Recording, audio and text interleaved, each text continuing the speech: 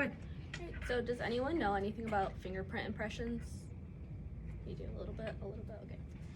So fingerprints are unique to every person. Not a single person has the same one. Now there are different classifications or different unique characteristics that individualize it to you.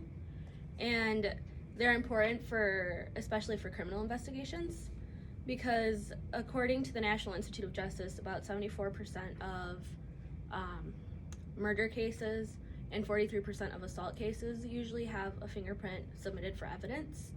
And there's usually like a lot of skin-to-skin contact with violent cases.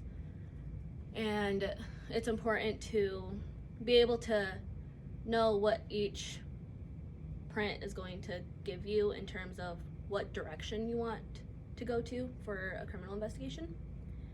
According to the Forensic Science An Introduction to Scientific and Investigative Techniques book, Sir William Herschel was the one who found that impressions were an important part of criminal investigations. And from Herschel's work, Alphonse Bertillon is the one who ended up furthering that investigation, and he made a classification system. And we still use that classification system now to help criminal investigations. So there are 3 different overall classifications, and it's the loops, swirls, and arches. And from there, there's like subtypes of each of those. So there's like right slant loop, right arch, all that kind of stuff. And there's different levels of details as well that people, like the analysts, use in order to come to an identification. And that would be level 1, which is just like the overall pattern of the friction ridges, which is just like the lines that you can see here, the pattern that it makes. And then there's also level 2, which is bifurcations, which is like the little, like, I don't know if you can see it from your seat, but they like split off like that and they make like weird kind of shapes. There's also a level 3, which is the most ideal for analysts to use because they use it. It's such a clear image and there's so much that you can get off of it. That includes scars, which a lot of times is ideal because scars are individual to every single person, just like your fingerprints are.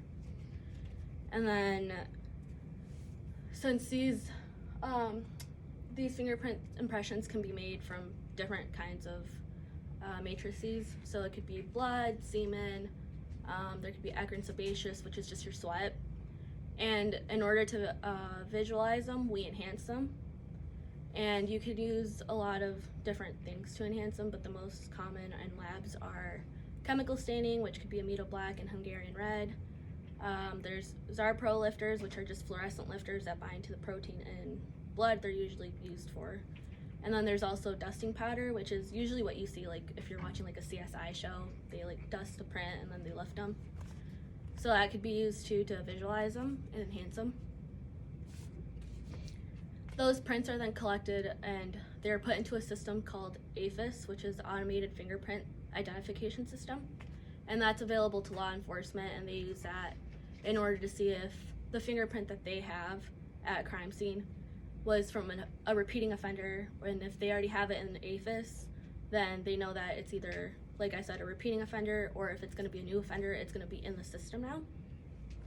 And it's going to be available for them to use for their own personal investigation. And according to the Office of Justice System Program, it states that there are subsystems in AFIS as well. So there's 10 prints, which are the criminal identification. They're the ones that usually, if you're like booked in to go to like jail or something, they take impressions of each one of your 10 fingers. And then there's latent prints, which is usually the ones that analysts use. Those are the that's used for criminal investigations.